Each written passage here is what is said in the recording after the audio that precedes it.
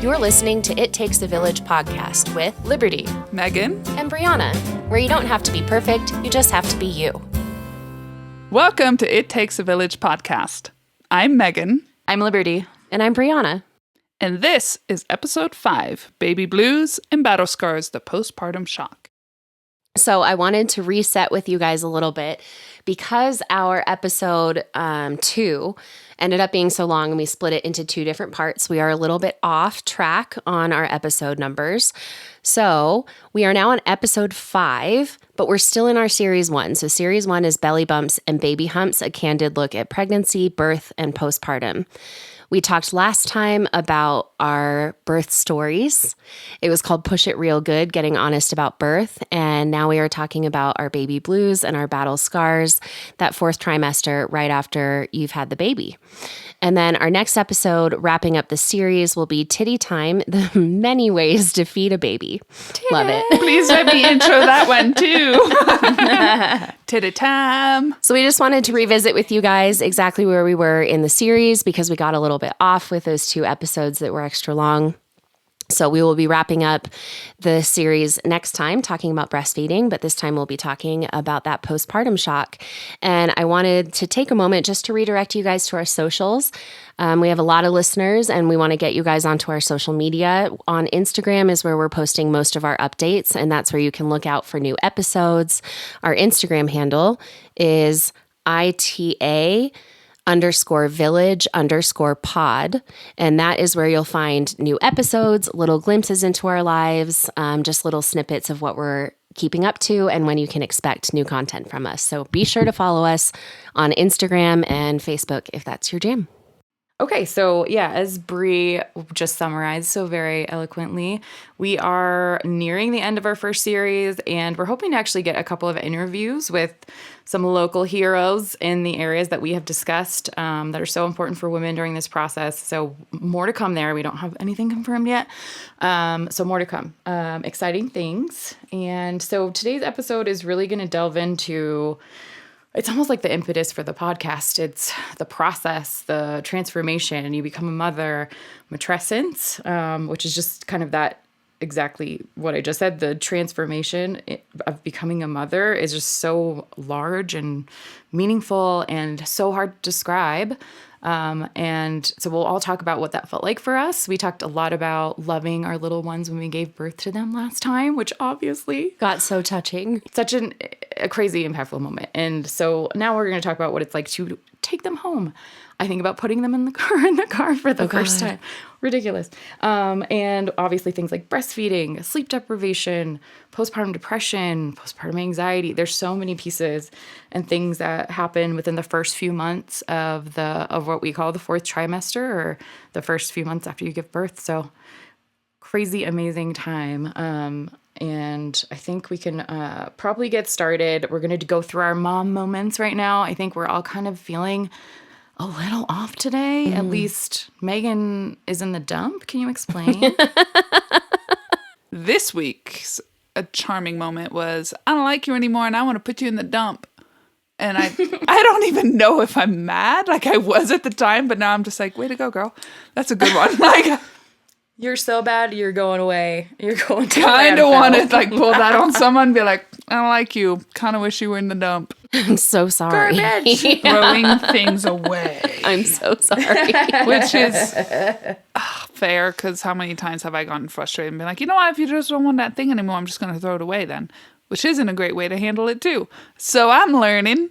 But that's like what you're doing. Don't tell your kid, just throw it in the trash. But that's what you're doing when you're frustrated. Yeah.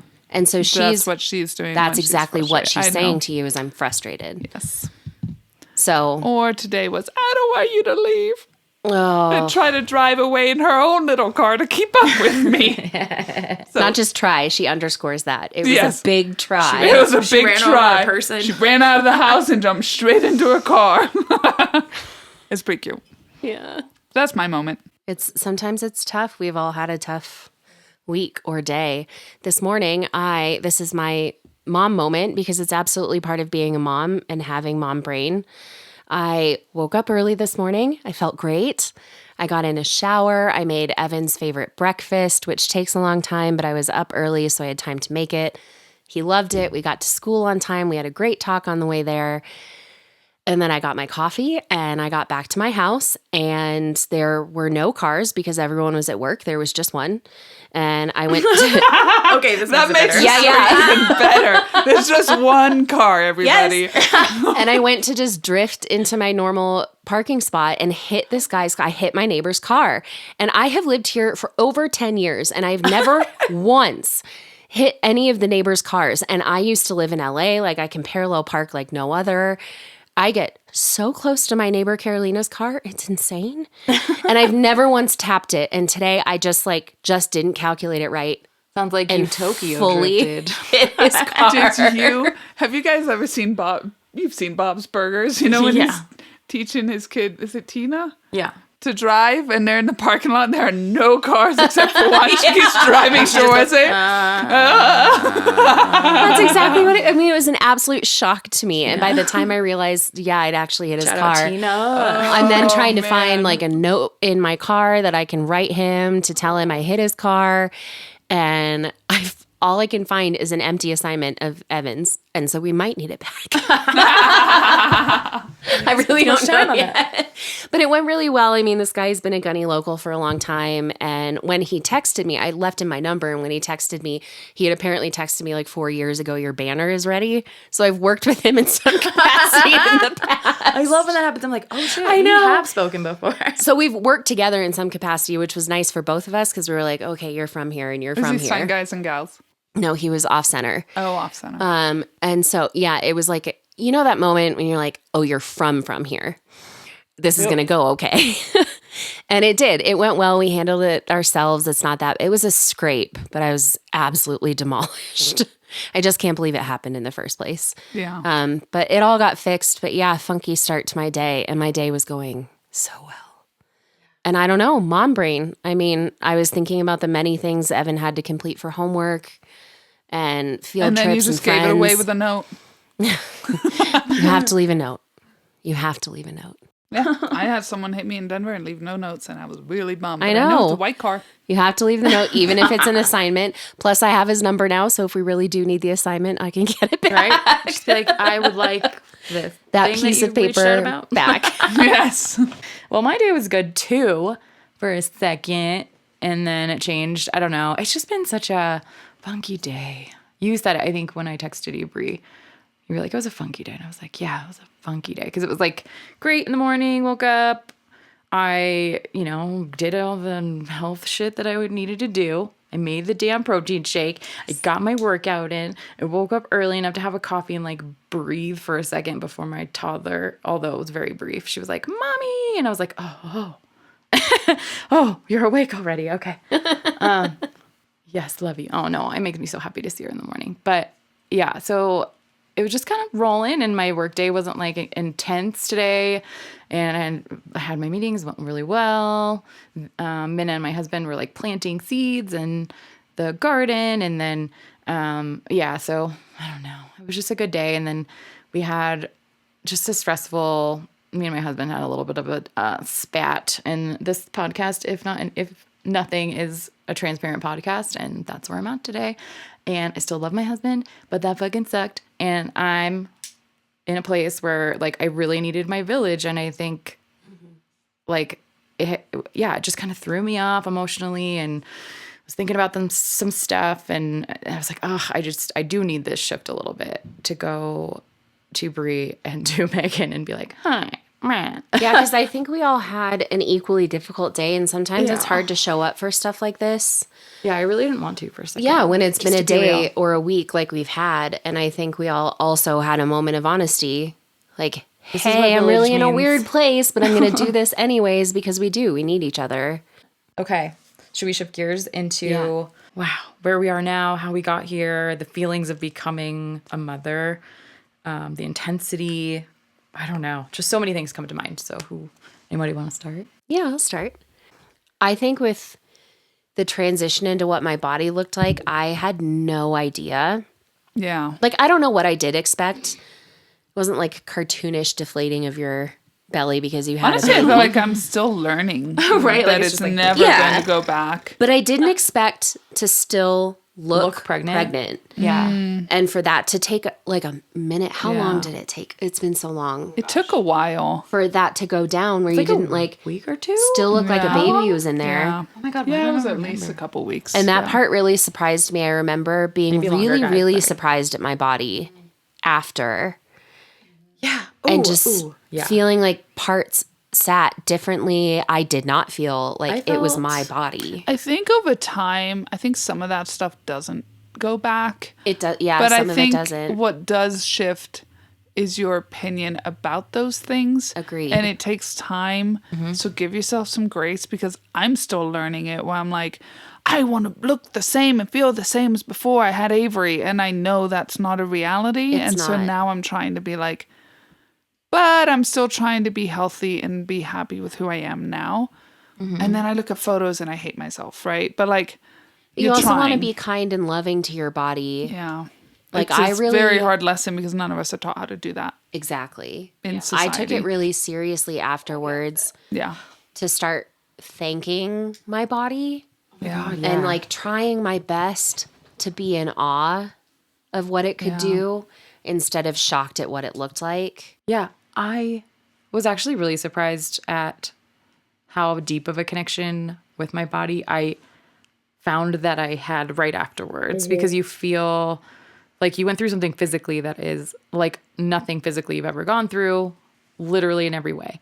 And so you just feel like more in your body for a second, it goes away. Like I think I floated away into clouds and space. Yeah, same. Like very quickly after.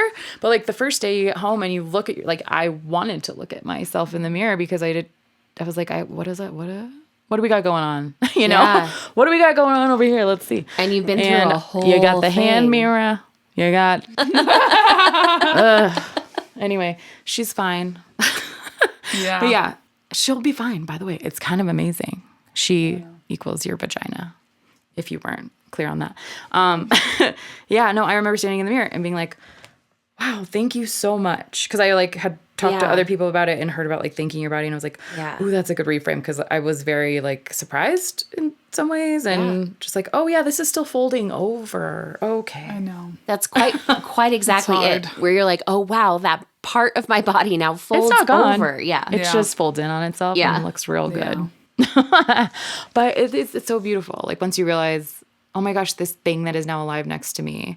Like you have those really deep moments. I think when I think about the timing of the first few months, I felt such a high, so much love for this thing. And it was crippling. Like it was intense and it was terrifying because the first thing you think of, and we'll go into this later with the postpartum depression, is like, what's going to happen to them? Oh my God. And then you spin out in these anxiety things. And then you're just like, but oh my gosh, my body is so beautiful. And my body's so beautiful. And thank you. And I created life. And what does that mean? And like, I'm connected to the world differently. I know. And like, when I actually remember the birthing class, one of the teachers was like, you become part of it. She's like, it's so hard to explain, but you become part of this like group of women globally. Yeah. Like you feel like you're in a new role and you're connected to things differently. And she's like, I can't explain it, but you'll know. And It's I an knew exactly what she was absolute talking about. shift. Where you're just like, I am a mother. Oh my God, that's so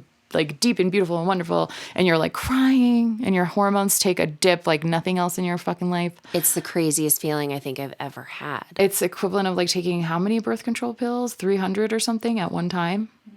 In terms of, and you don't quote me on that. This is That not a is science shocking. podcast. I didn't really feel connected to shit.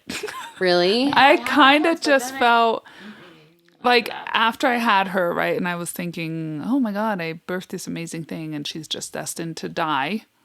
I just kind of lived in that space for a long time. Like anxiety? Well, it's like, yeah, I think gonna everything die. Yeah. she was every little thing was, holy shit, she could die. And nobody understands what I'm feeling right now.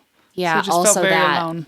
no one understands So I what just, I'm feeling. so even like Because the friends people coming in your over room or don't. trying to talk to people about it, I was like, nobody knows. Your husband doesn't Yeah. understand? Yeah, no, absolutely not. And so when we were in the hospital, I think Avery, like I remember looking over to her and being like, oh my God, I made that. She's my baby. Just Yeah. like so freaking overwhelmed. But then also like never changing a diaper and not knowing how. Breastfeeding, never doing that. Don't know Yeah. how to bathe her. should get her dressed, but what if it's wrong? Or what if the material like What if I catch strangles her her in toe? a car seat? Like And I all break these her things. Or what if foot, she which is gets not one of those possible. like freaking like one of my hairs wrapped around her Oh my God, the toes. hair around the toe thing, you Yes. guys. Like There all are these things on things. the internet that are not helpful. I know. And so I just was like terrified all the time. And then I remember putting her in a car seat, and Tyler knows how to change the diapers and how to bathe them and how to dress them and everything. He's way more chill about it because he grew up with daycare in his house. So he knows these things. Sure. So the nurses assumed he knew how to not do these things, but I knew how. And meanwhile, he's like already changing the diapers and they're all shocked. And before we left, I was like, how about you teach mom how to change a diaper? And they're like, what? Oh, it was so opposite It was for me and total Sam. opposite. And then, so while we're leaving, I just remember crying because I didn't want to leave the nurses. I didn't want to leave. And I just was like, thank you so much. I don't want to leave. And then putting her in the car, I actually felt relieved that she was like behind me and just like out of sight for a minute. It's such a hard time. Yeah. And I loved her so much, but I just was like, there was one night where I was just like, I need you. I was like dinging for the nurse. I was like, I need you to take her away from me right now because I'm going to lose my shit. Yeah. I need her With the gone cluster feeding? for 2 hours. The cluster feeding. So you guys started absolutely breastfeeding in the hospital. destroyed me. Yeah. No. And No. the baby's trying to get your milk supply to come, so they cluster feed. Yeah. So she was just like constantly feeding. And Meanwhile, the my cluster nipples feeding- are bleeding, and I don't know how to like All the position her different right. holds. And I just remember being like, I need you to take her, or I am gonna like kill this child. And I wasn't Because- gonna kill her, but you know what I mean. But Of you just course feel not. so intense of like, I'm gonna lose my Or shit. I might just put her on the floor. Yeah, like, And also, I don't that's know why what to the do. nurses are so and they amazing. just like take a crying baby away, and then you like try to listen for them in the hallway because you can't help yourself. And meanwhile, you're supposed to be able to check out. And they take her somewhere where you can't hear them. It's like they know. Yes, they do. And you're like, oh, thank God. Because also Relief. they do Sweet know relief. the nurses are Yeah. incredible. They're not going to look Yeah. at you like, I can't believe you just said that. They're like, Yeah. of course you're going to throw her. I'll take her. Yeah. You know, like it's such an amazing being held by the nurses know. in the before and the after, to the point where when you do have to leave, you feel like, oh my God, I can't do this. Because at the same time as cluster feed, like they're cluster feeding to also reduce the size of your uterus. Do you remember that? Yeah. And so while they were trying to get, what's the name of it in the beginning? Colostrum. Yeah. So while the colostrum that's the very first substance that comes out, not breast milk.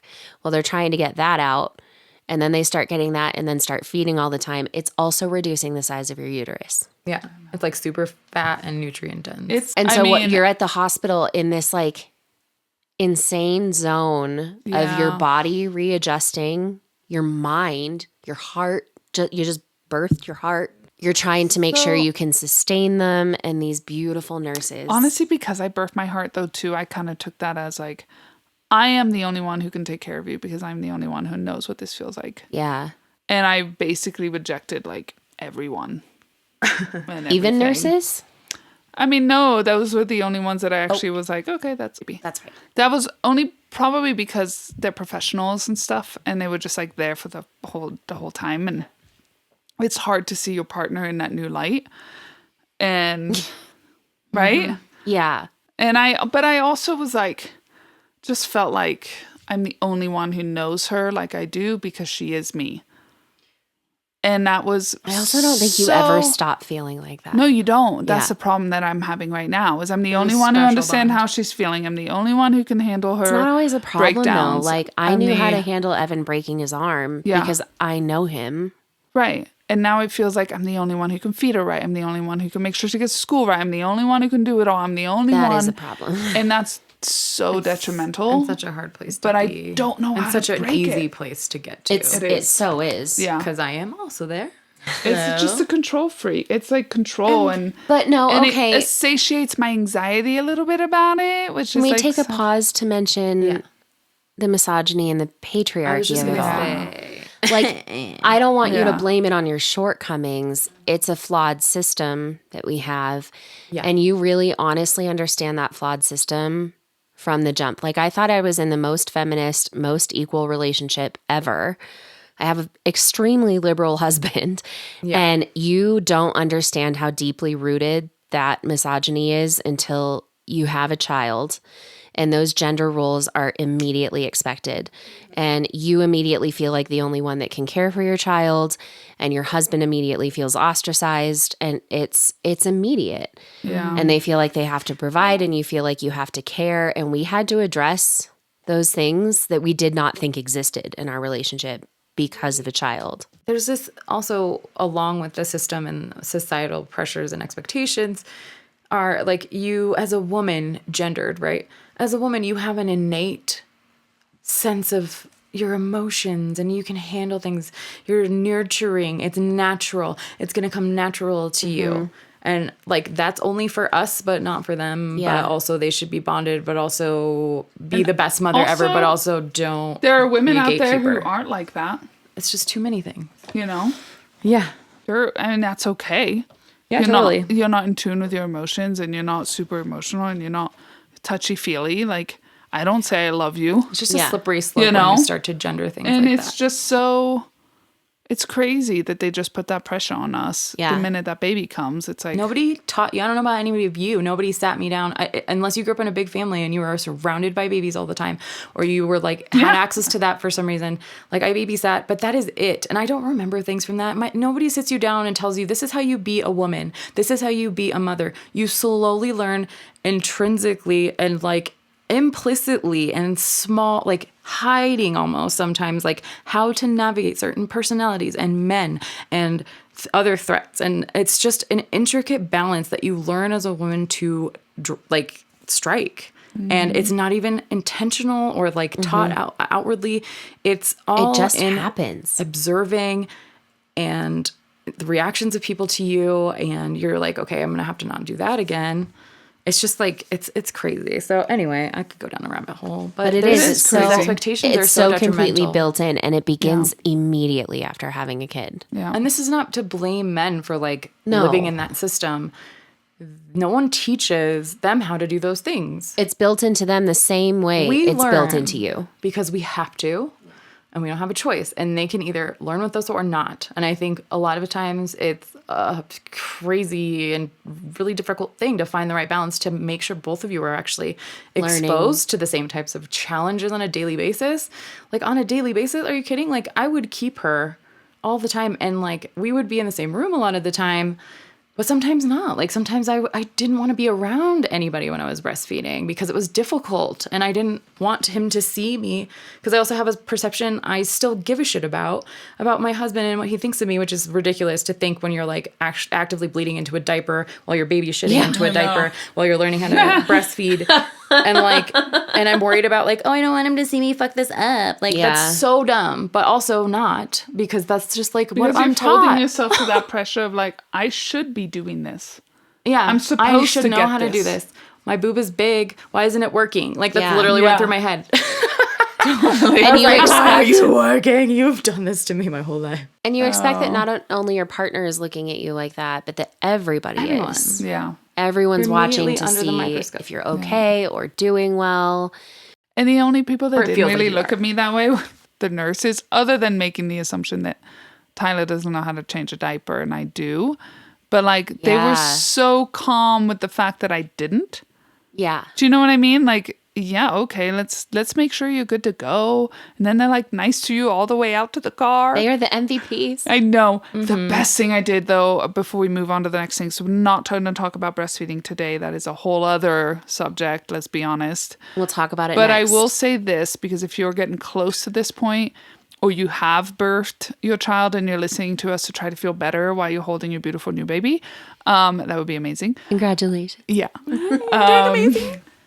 Make an appointment with the lactation specialist. Yes. For the next day that you get home from the hospital, or as soon as you can. Just Or while you're right in the hospital. away. Mine was while I was there. That's amazing. Yeah, had a because that C-section. milk comes in without you knowing, and you're going to be sleeping peacefully, and you're going to wake up with rock hard titties.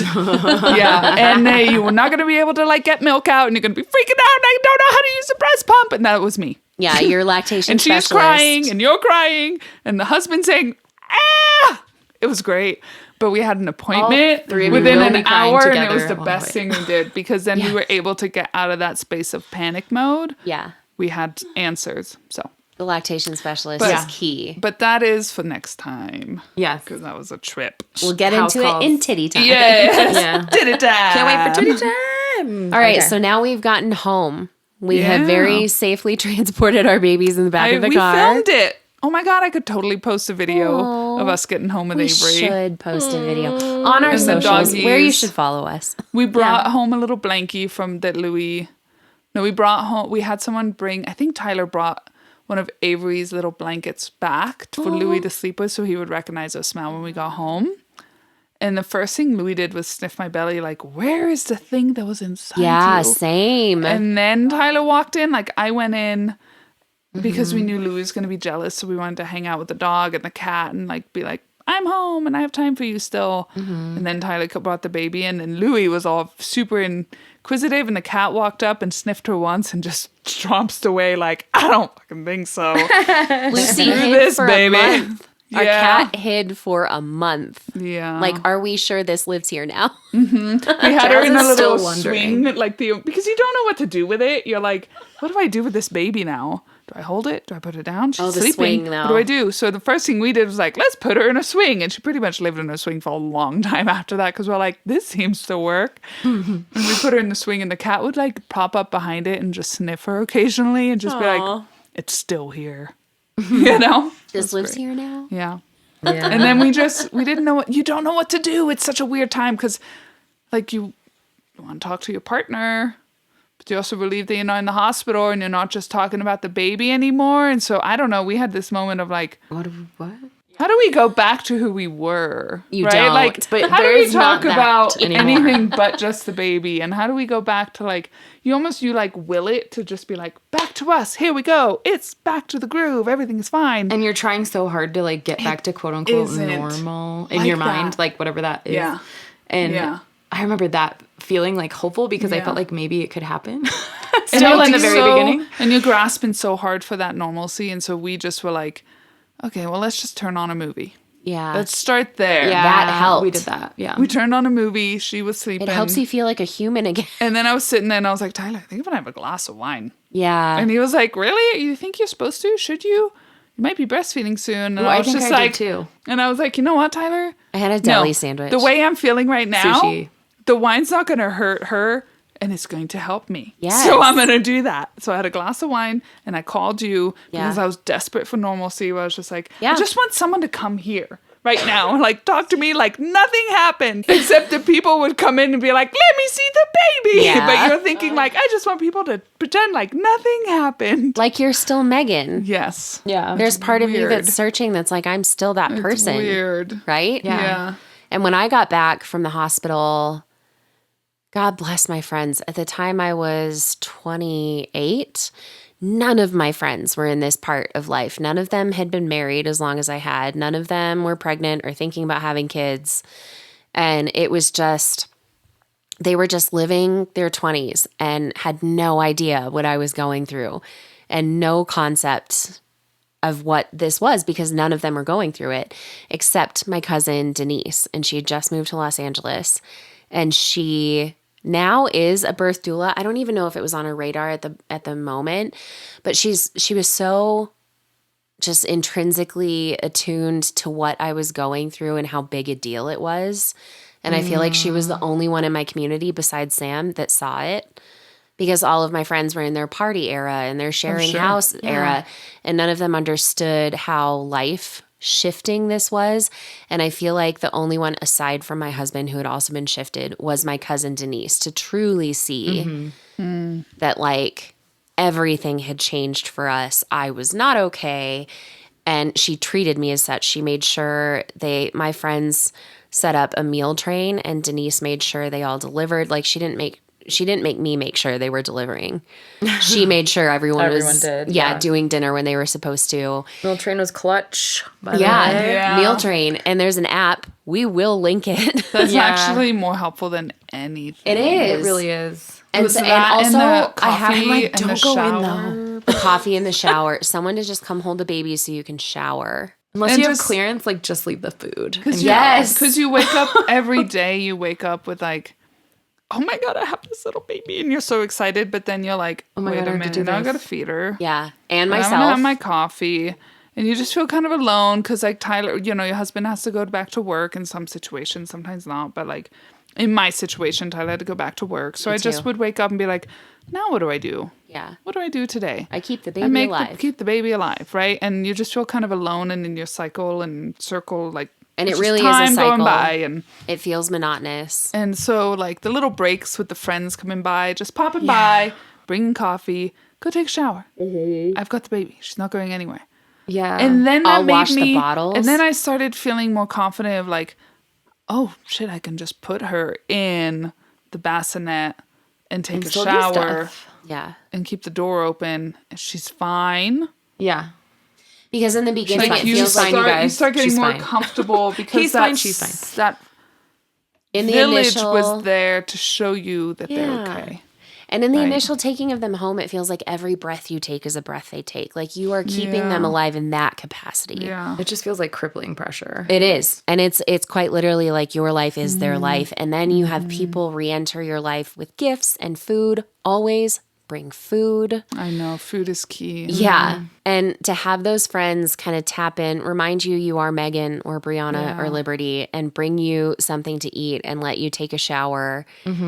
It changes your whole world because you feel completely on an island, completely, because even what you're going through is different from what your husband is going through. Yeah. And I know. He would come home and I would cry every day. Yeah. So I was just in it, and he was like, so we got to change how this is going. Cause this is not, he was worried about me. So he's like, how about we do this thing where when I come home, because he could see where it was, like I wasn't me anymore and I was losing that. He's like, we're going to do a little happy hour. So we would go do happy hour in the sunroom and hang out with Avery and be like, this is our new normal. We are that a is so family. cute. And so every day he would come home and make sure we would have a little happy hour. So we'd have wine and some snacks and we would talk about our day with Avery there. And it was just him trying to break this, like, me being in, I am never going to be me again moment, you know? And in the monotony, I mean, Yeah. it really, after a couple of weeks, becomes really just keeping them clean, keeping them fed, keeping them sleeping, keeping them clean. Yeah. And you really do at some point wake up and think like, is this all I do now? I It know. feels like it will not end. Yeah. It feels like know. it will be the longest. It's like like they're the always going to world's be like that. Longest Tamagotchi. Yes. And you're like, why are you pooping so much? I'm not even feeding you. I'm getting us all Tamagotchis for Christmas now. Yes. You pooped all night. Come on. You're The little, crying like, again. That's such a sweet way to break it up. Yeah, It is. That it is was really nice. sweet. It was nice of him. Sam to and I be would like, get together at night after we had both had a really long day because you're doing this like trading shifts off between each other and trying to keep each other alive and the baby alive.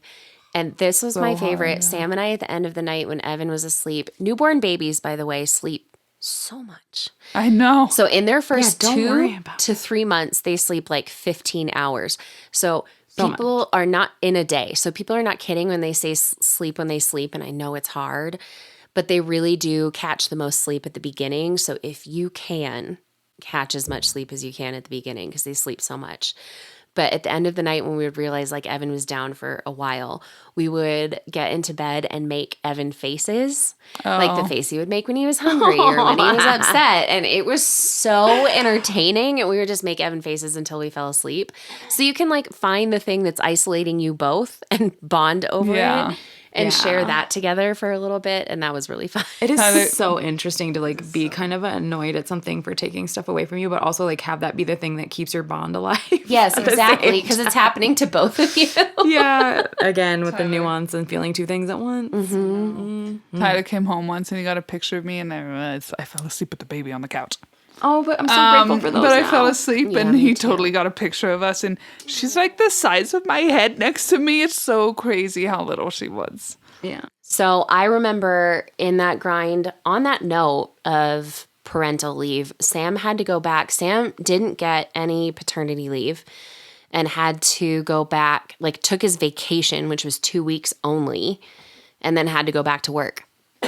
And I remember feeling completely panicked. Like, first the nurses left. Yeah, first I don't have the nurses anymore. And then I had you for 2 weeks and now it's just me. And at so many points I was like, are you sure you want me to keep the baby alive? Tyler took 5 days. Oh, I know. going So back. there's 3 days in the hospital, but that was a Friday, Saturday, Sunday. Oh, So then he took Monday, Tuesday, Wednesday, Thursday, Friday, and then the weekend, and then he was back. like gets me in the throat. It's so close. It's The so drop-off? shitty. The drop It's off when the dad goes back is unreal shocking. that they do that I cannot in this explain country. how feminist it is for you as a dad, if you're listening, to take all Of the leave parental that you can. have Yes. available to you. Yeah. It helps women. It helps you. It helps society It helps your change their baby. view of men taking this time. We need to normalize it and not make fun of guys who actually take it all. He felt so guilty. It was It's hourly. And It's I absolutely wasn't working. I was shocking. at the art center. I was getting half pay yeah. from the art center salary, which was bullshit. Yeah. And then him being hourly was like, we need you to go. It's out of I necessity. needed him to go. It's no less Yeah. shocking or That was traumatizing. terrible. It feels so raw to have that partner ripped from you when you're in the middle of doing Yeah. something. Also, if you're going to offer maternity leave to someone, don't do half pay. yeah. Keep them on as long as you can. I had a Give really them full good pay maternity leave. I worked at Bank of America at the time and I actually had really good leave. Like they kept me on for a long time and paid me for a long time, but it was rare. Good. Yeah. But that moment when Sam left and it was just me, I think at that point my family was gone too. My friends really, truly, not to their detriment, but they just didn't understand and didn't care as much as my one family member. So Yeah. I felt completely alone because Sam had to be at work far away for so long and you're spending your whole day keeping this thing alive and that's it. And So how do you not get resentful? yeah. And completely isolated. And I didn't realize that what I was going through because they tell you about the baby blues. And so I thought maybe it's just blues. I didn't realize Yeah. that it had lasted so long that it had turned into postpartum depression until my friend mentioned it. My best friend who lives in Australia, Ashley, she had a very honest conversation with me that was so hard for her to do. A good friend. I know. She cried through it, but told me, I don't think you're okay and I think you need help. And by the time she had gotten that message through to me, we had moved here. So it was at the end of that 4th trimester and Evan was at 3 months. Yeah. And she was like, no, I'm really concerned about your health and his health. And Ashley's not a bullshitter. Yeah. And she also doesn't say stuff to hurt your feelings. So I knew that it was earnest and I knew it was important. And I started seeing a therapist at our local mental health center here And that was because she had that discussion with you. because she had the balls to say something. And I know that Sam, my partner, probably through it, thought something might be wrong, but they're so in the thick of it with you. And you're also really good at masking certain things with each other. Yeah. Also, and like your partner doesn't know what's normal, how much of this is far no one out has of normal. any Yeah, context. totally. And they're also rocked. They're also in their own emotional place. Yeah. And so Sam wasn't able, maybe he saw it, but he wasn't able to articulate it in the way that my friend was. And her bravery in telling me there was an actual problem and I needed to get help like right now and or she's coming from Australia. Yeah. It introduced me to our mental health system here, which has been a lifesaver for all of us, our whole family. And just like, it made me extraordinarily grateful for a friend that was willing to say the hard thing. Does she listen to our podcast? I don't know, maybe. I don't know if she knows we have Hey, one. listener You're the in best. Australia. Just saying. Spread the word Come on, Ashley. down there. But if it weren't for her like brazen honesty, which Yeah. is so amazing about a village of women specifically, is that we're not just here to gaslight each other. We're here to really help each other and make each other better. To have her step up and be really honest. That's good. Got me the help I needed and Evan needed. You know? Yeah. Is there any way you feel comfortable talking about like the symptoms and how it showed up for you? Yeah. So women know maybe Sure. how to make them? So I think I realized it was beyond just the normal monotony when it turned into despair. And it's kind of nuanced because he had just been born and Sam lost his job. And so we had to move here. And I was breastfeeding and that fell apart because we all got the stomach flu. There was a lot that happened all at the same time. And I realized I wasn't emerging okay from it when I just wanted to get away from it all of the time, to do anything I possibly could to not be the person responsible for this human's life. And so if I could like drive out to the river, then I wanted to be there and not here. Anything I could do for this not to be my reality, I would check out if I could. Yeah. And I'm really good at disassociating. And so my friends and family could tell I wasn't super present. Like my words come out like I'm okay. Yeah. But they could see that I wasn't actually there because they'd seen it happen before. And it was, honest to God, this is super vulnerable. It was the anger. It was just pure anger at him being too loud or not settling or not like whatever I was trying wasn't working and then needing to remove myself from it. I think it was that happening maybe a couple of times where Ashley was like, hey, this is beyond your normal self. And I think something else is at play here. It was really the anger. Yeah. I remember having those moments too. It's just shocking being like, because I've never been so like, angry in my life. It goes like that. And the fact that it comes out at your kid, like this is the thing that's made you the most angry in your life, Yeah. is a hard realization to have after the anger has come out. And so all of a sudden you've had this release of anger and then realizing that's the most mad I've ever been and it's at my kid. I still don't think I was able to admit to myself it was happening or admit it was a problem until a friend saw it was happening and was a problem. And outside my character. Because you don't know that it's not normal. You kind of assume that's normal, right? Yeah, you're just frustrated. It's just monotonous, but... I would have moments like that, but then I would like come out of the room, or if I was trying to do something, be like, I don't know what I'm doing wrong. Why can't I figure this out? Yeah. Me. I'm the problem. Yeah. I'm doing this wrong. And I was so down, like I was just super like mean to myself and down on myself. Like, yeah, I'm messing this up. I don't know how to do this. My child's going to be ruined forever. Like, it's my fault. And everything feels all the time. Everything feels so dire and so important that everything you're doing is crucial. And it is important what's happening to their brains. But there's so much more grace than you're giving yourself. And then it would like translate to other things. So if other things went wrong, then, must have been me. I made a mistake again. Yeah. Yeah, like instead of like I'm the problem. Yeah. Yeah. Yeah. Or I'm not good at this. So little things that didn't go it would just like send me like straight down into the dumps. Yeah. right to the dumps. So full circle. And honestly, I still feel kind of like that sometimes. That's I fair. get like that too, where I'm like, oh my God, I am a bad parent for this. So that's why I'm in therapy. Yeah. No, for real though. I cannot stress the importance. You're a good parent because you're in therapy. I know. And you care. Because I'm worried that it's just going to keep affecting, like it's not helpful and it's only hurting Avery and my relationship with her.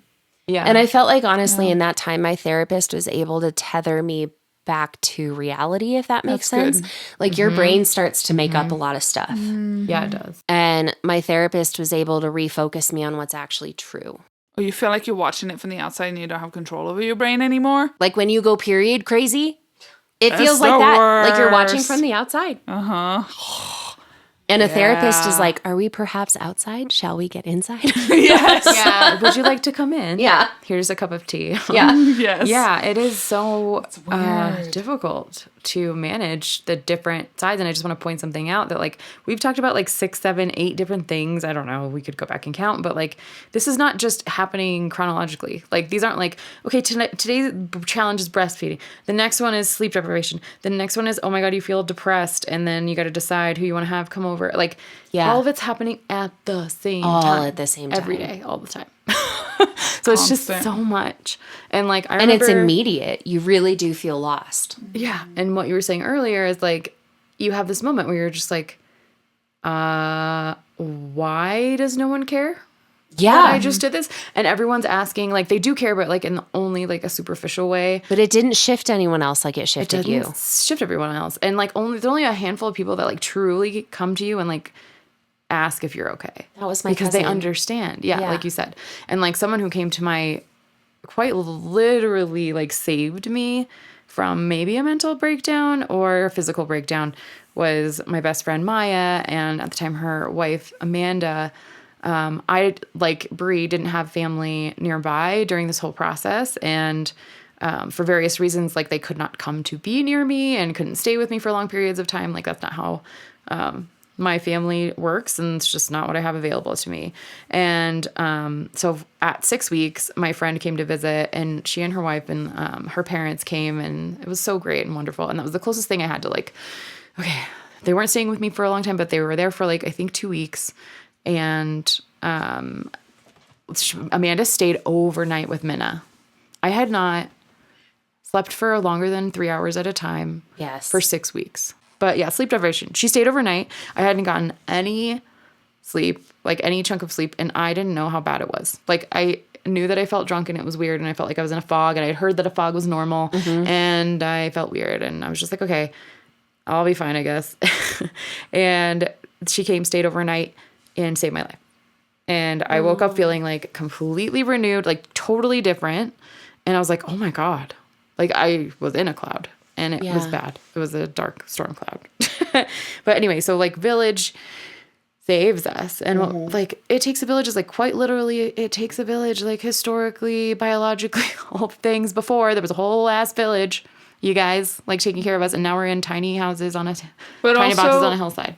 Make sure. So here's another thing too, is like, I didn't let anyone come visit for 2 weeks because I just needed. I didn't want anyone there. I needed that time to feel okay with the new me, with my body and the way I felt, and still bleeding in a diaper.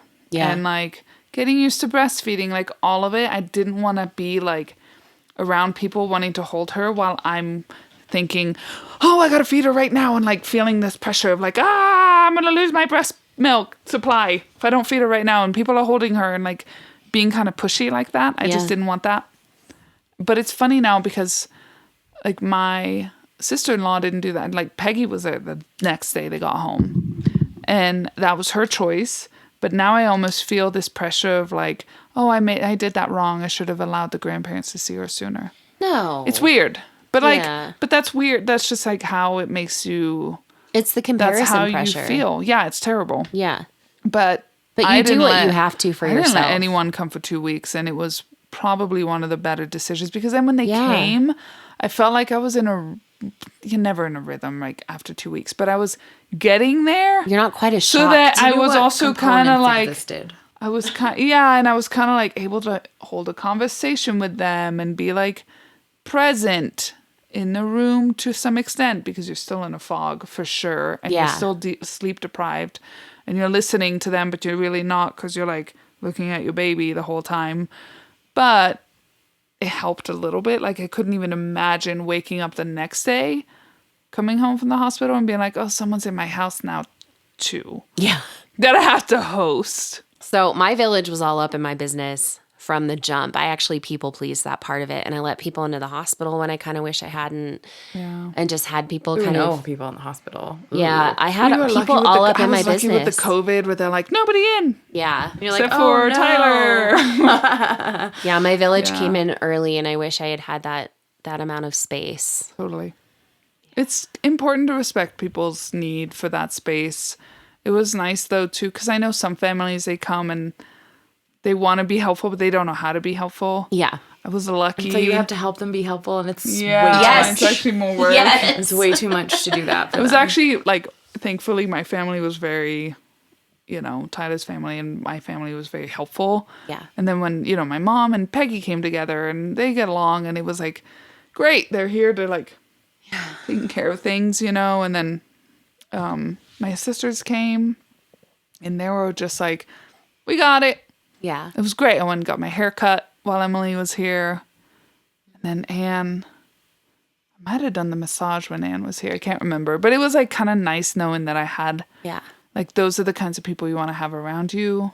It's like people that come in and they just help. And they're there, you know? Literally anything. And they brought you just food. dishes. Yeah. Dishes. Yeah, it's Anything huge. that will Wash take the bottles, bring them food. Huge. And my family didn't live here yet at that time, too, which was Yeah. different. But As you can tell, we could go like down such deep rabbit holes for every single one of these things, but we're going to try to spare you, I guess. Yeah. Anyway, is there anything that you just like last item wrap up? Is there anything you wish you did? And we'll keep it like lightning round.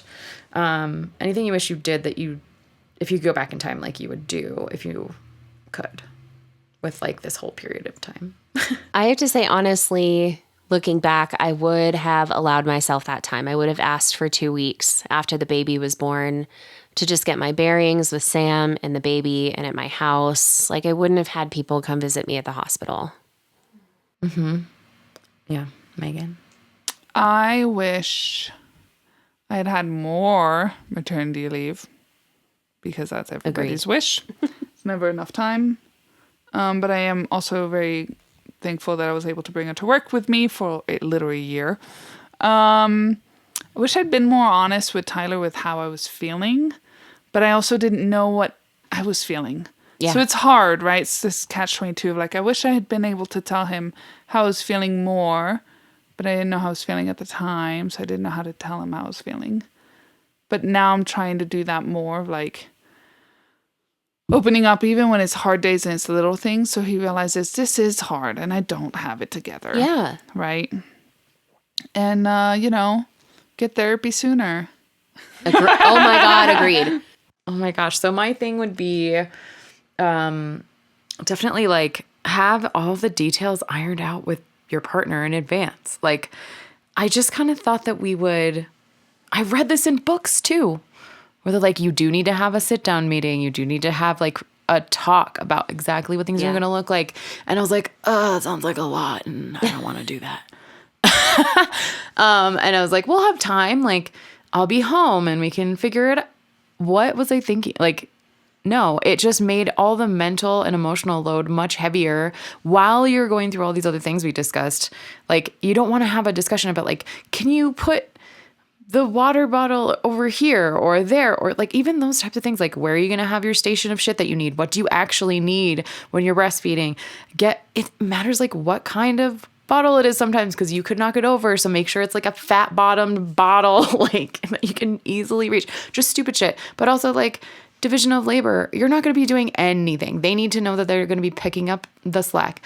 I want to say with this conversation with them beforehand, when of course you can't nail out all of the details because you don't know what's coming. Yeah. But you've already opened the discussion. So once the baby is there, if something isn't working, that discussion is infinitely easier to have because you've already talked about it. So if you've already made a plan, it's so much easier to be like, hey, this plan doesn't work. What can we do now? Yeah, like knowing how to navigate it. Yeah, versus not having talked about it at all and thinking you'll figure it out when they get there. Even like, you need to check on me every day. Yeah. Like, I know this sounds silly or like maybe weird to people who don't have a kid yet, where it's like, well, yeah, you would talk every day. But no, like I would sometimes isolate myself because sometimes I just didn't feel like being around anybody. I was struggling with breastfeeding. I didn't want to be seen that way. I would sleep with her in her bedroom, separate from our bedroom. This was a choice. Like, many different couples can handle that differently. But I was like, one of us has to be well slept, or this isn't going to work. Yeah. And he's like a light sleeper and has like issues already with it. And we made that decision, but it made it very hard to stay connected. And oof, it was a rough time. Okay, everyone, this has been a really good talk. And I want to remind you guys that you are doing great. And I know that it's hard, but you have a village. You have a place to talk about it. And we'll always be honest. So you're doing an amazing job. Yeah. Make sure that you follow us if you can on Instagram or Facebook so you know when all of our content is coming out and you're always ahead of when a new episode is dropping, or you want to submit something on our Google form. We would love to hear from you. Mm-hmm. Along the lines of the Google form, we are going to have a special episode coming up. We know that we're in the throes of talking about just having your baby and birth and what that is and the newborn phase, but we're also extraordinarily aware of the pulse of the country and what's going on at the moment. So in this next special episode that we're planning, we do want to get your feedback. And if you have any feelings on what's been happening amongst legislation and your role as a woman in this country or as a mother. We would love to hear from you on our social media, on our Instagram or Facebook, or feel free to email us. It's itavillagepodcast@gmail.com. And we would love to hear anything that you think we're putting together this special episode, because we know that it's important. And even if it falls out of line of the order that we are trying to give you content, we know that this podcast episode really matters. So let us know what you think. And we would love to hear it and share it. Let us know if we can share it and if we can share your name. And just remember, you're doing great. You don't have to be perfect. Just have to be you.